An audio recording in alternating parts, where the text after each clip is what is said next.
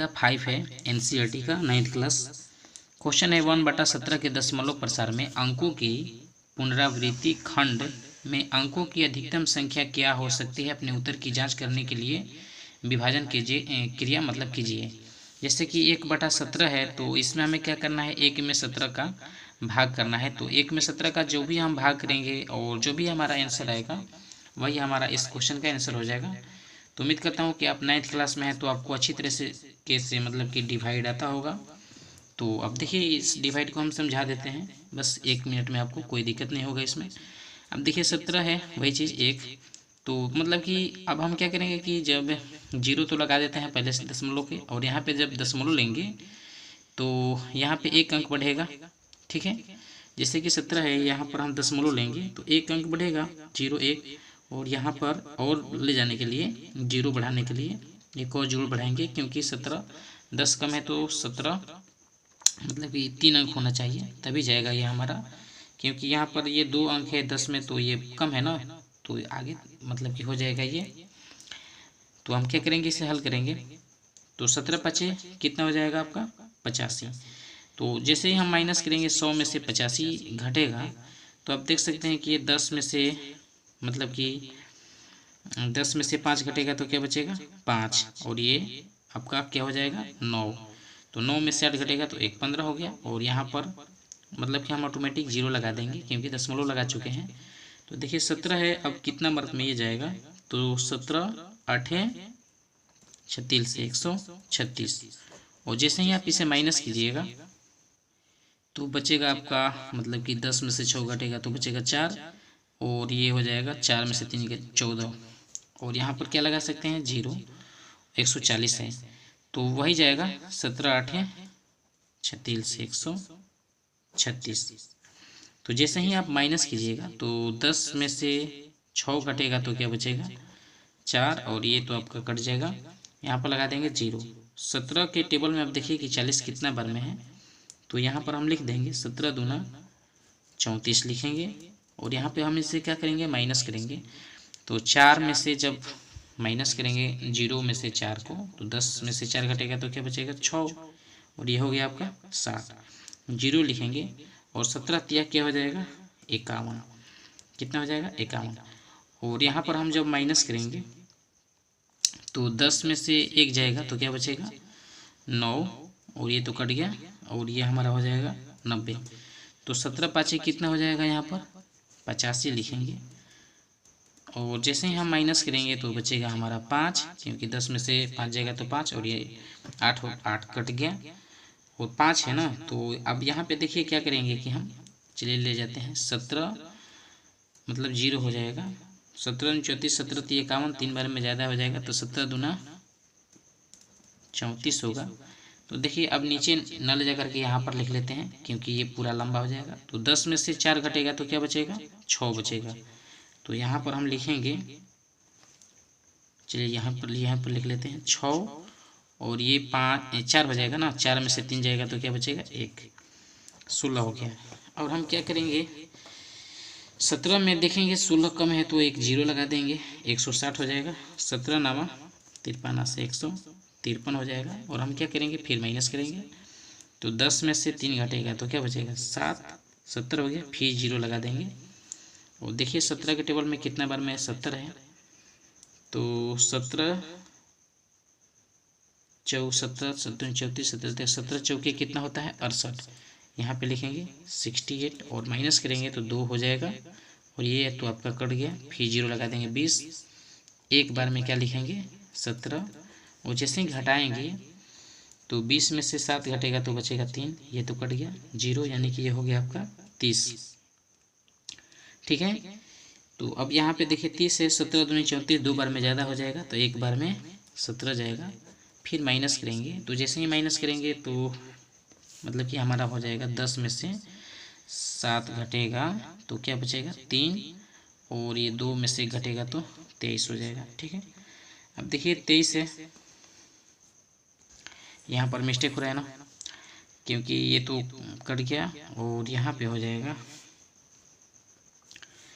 यहाँ पर ये हासिल चला जाएगा तो 2 में से घटेगा तो एक ही बचेगा, 13 है, और यहाँ पर हम क्या लगा देंगे 0, 130, अब देखिए 17 के टेबल में 130 जो है तो ये आपका हो जाएगा मतलब कि 17 साते, ठीक है, 17 साते होता है 119। और यहाँ पर हम क्या करेंगे, इसे माइनस करेंगे तो 10 में से 9 जाएगा तो 1 बचेगा। और यहाँ पर ये 13 है ना, तो ये 2 हो जाएगा और बचेगा यहाँ पर 11, ठीक है, और एक जीरो ले लेंगे।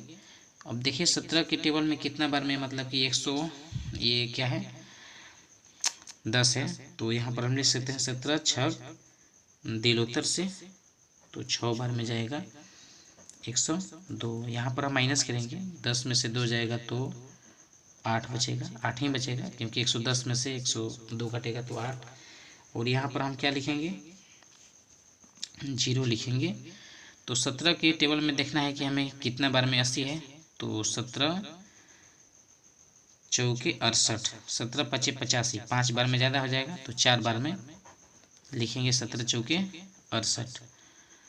और यहाँ पर हम इसे क्या करेंगे, माइनस करेंगे तो 10 में से 8 घटेगा तो बचेगा 2, और ये 7 में से 1 6 घटेगा तो 1 बचेगा और जीरो लगा देंगे 120।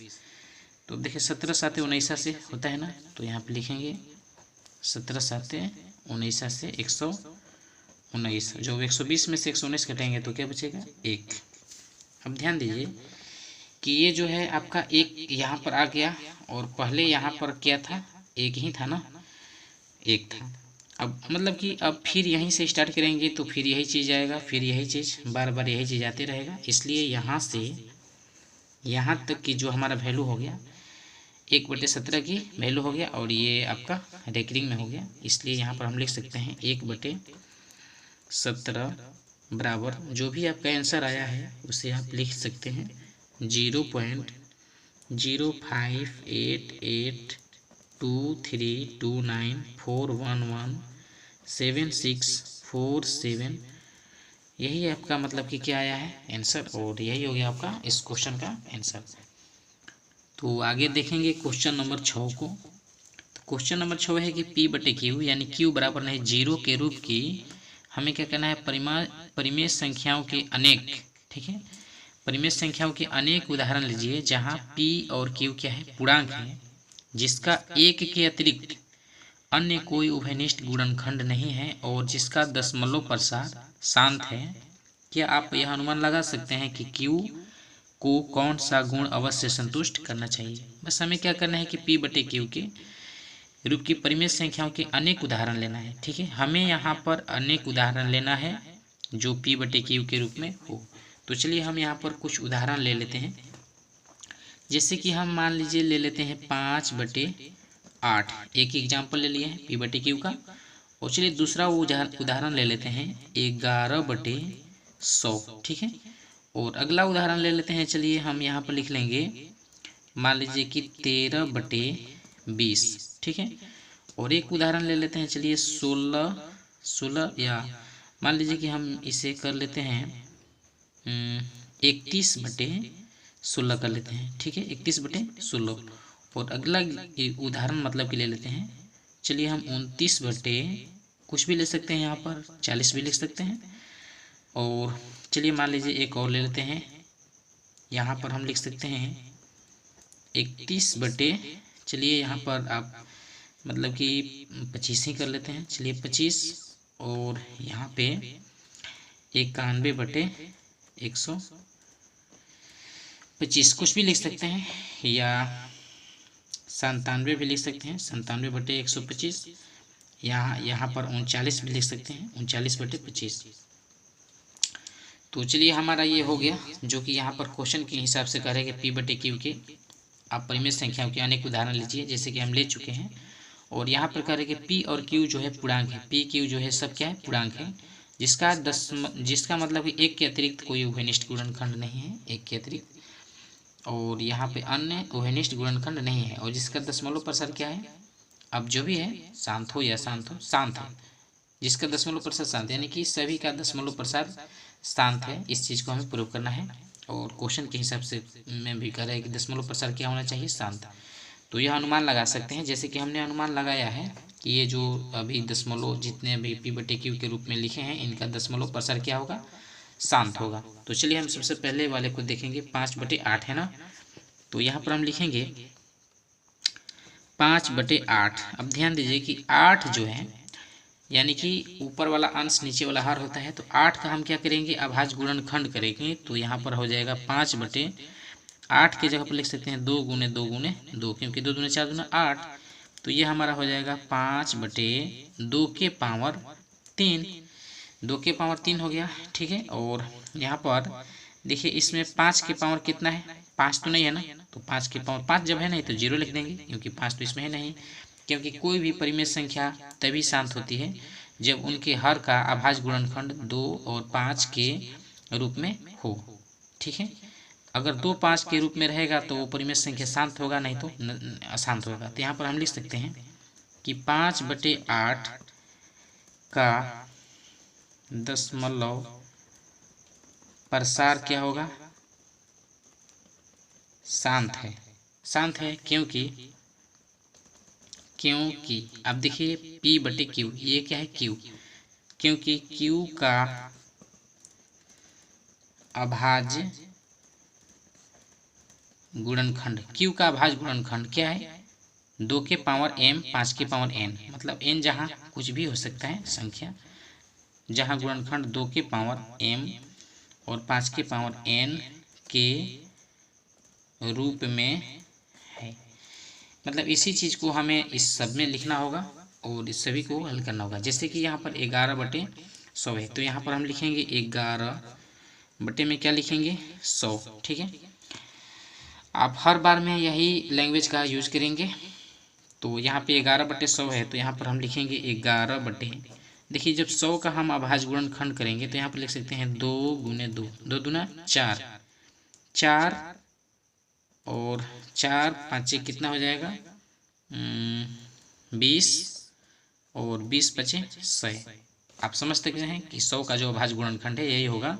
तो हम यहाँ पर लिखेंगे 11/2 कितना हो जाएगा, 2 के पावर 2 और 5 के पावर 2, यानी कि 2 के पावर n 5 के पावर m, जहाँ n m बराबर 2 2 है।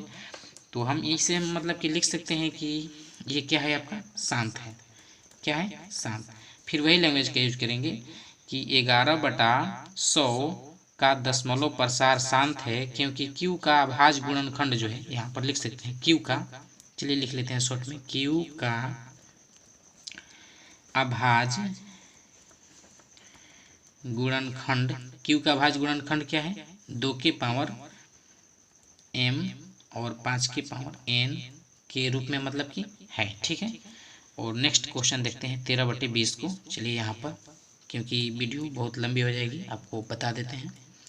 तो 13/20 जो है, यहाँ पे हम क्या करेंगे कि 13/20 में अब यहाँ पर 13 हो जाएगा अंश, और 20 का हम लिख सकते हैं 2 गुना 2, 2 दूना 4 और 5 20।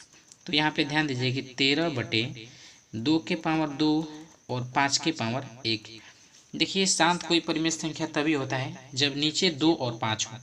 2 5 मतलब 2 कोई लिमिट नहीं है कि 2 1 होगा 2 होगा, 2 कितना भी हो तो शांत होगा, 5 कितना भी हो तो वो शांत हो गया, या 2 कितना भी हो 5 कितना भी हो तो वो शांत ही होगा।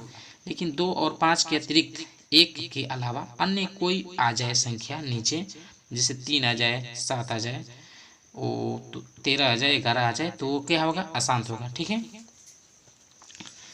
तो यहाँ पर ये 1, तो यहाँ पर हम लिखेंगे Q का अभाज्य गुणनखंड, तो यहाँ पर हम लिखेंगे Q का अभाज्य, मतलब वही लैंग्वेज का आप यूज कीजिए। Q का अभाज्य गुणनखंड क्या है, 2 के पावर m और 5 के पावर n के रूप में है। तो ये आपका परिमेय संख्या क्या हुआ, शांत हुआ, ठीक है। ये भी परिमेय संख्या शांत है।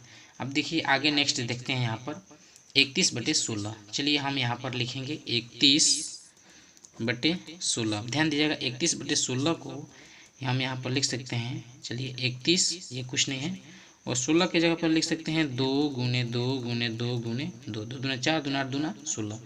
तो ये 31 में 2 के पावर कितना है, 4 है, 5 तो नहीं है ना, तो यहाँ पे लिख सकते हैं 5, 0 है क्योंकि 5 है नहीं तो 0, क्योंकि 5 के पावर 0 का मान होता है 1 और 1 ले इसलिए गुना करेंगे तो यही रहेगा, इसके मान में कोई अंतर नहीं होगा। तो हम यहाँ पर लिखेंगे ये क्या है आपका शांत है। क्यों शांत है? क्योंकि हम यहाँ पे लिख सकते हैं p बटे क्यू है ना, तो क्यू का जो ये अभाज्य गुणनखंड है 2 के पावर n 5 के पावर n के रूप में है, तो ये जो है आपका परिमेय संख्या क्या होगा? शांत होगा। जैसे कि फर्स्ट में हमने इस लैंग्वेज का यूज किया है, इसी लैंग्वेज का आप यूज कीजिएगा। अब देखिए 29 बटे में 40 है, तो यहाँ पर हम लिखेंगे 29 बटे 40। अब देखिए 29 और बटे में 40, तो 40 का हम जब गुणनखंड करेंगे तो यहाँ पे क्या हो जाएगा? 2 दूना 4, दूना 8, 2 दूना 4 दूना 8, और 8 पचे कितना होता है? 40। तो यहाँ पर हम लिखेंगे 29 बटे 2 के पावर कितना हो जाएगा? 3, और 5 के पावर कितना हो जाएगा? 1। ठीक है, तो यहाँ पर हम लिखेंगे कि p बटे क्यू यानी q का अभाज्य गुणनखंड 2 के पावर n 5 के पावर m के रूप में है। ठीक है, q का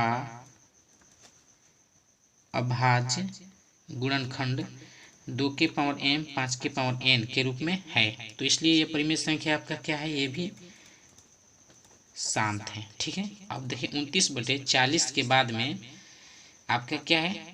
तो 39 बटा 25 है, तो इसे भी देख लेते हैं। 39 बटे 25, 39 बटे 25, बस 2 आना चाहिए और 5, 2 5 रहेगा तो शांत होगा, या 2 रहेगा तो भी शांत होगा, या 5 2 रहेगा तो भी शांत होगा, मतलब 2 5 ही रहना चाहिए। तो अब देखिए 39 बटा 25 में मतलब लिखेंगे 39, और 25 के लिख सकते हैं 5 गुने 5, क्योंकि 2 तो नहीं 50 25, तो यहाँ पर हम लिख सकते हैं 39 बटे 5 के पावर 2 हो जाएगा। अब देखिए 5 के पावर 2 है, लेकिन 2 कितना है? 2 तो इसमें है नहीं, तो 2 जीरो लगा देंगे, क्योंकि नहीं है तो जीरो। अब देखिए यहाँ पर हम लिखेंगे कि ये हो गया p बटे क्यू, क्यू का अभाज्य गुणनखंड 2 के पावर n 5 के पावर m के रूप में है, जहाँ n m बराबर 0 2 है, तो इसे लिख सकते हैं कि ये q का अभाज्य गुणनखंड 2 के पावर m 5 के पावर n के रूप में है, इसलिए यह परिमेय संख्या क्या है? आपका शांत है। हमें एग्जाम्पल में वही लेना था जो कि शांत हो, और ये सभी क्या है? शांत हैं।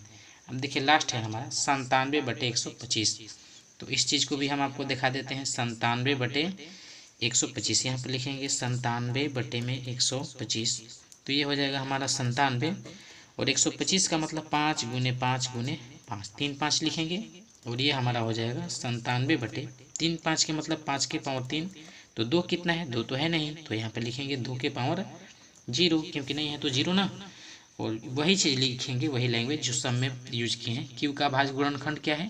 2 के पावर n 5 के power m, P Q, Q का अभाज्य गुणनखंड ये जो है 5 के पावर n और 2 के पावर m के रूप में, जहाँ n m बराबर 3 जीरो संख्या है, तो इसलिए परिमेय संख्या आपका क्या होगा?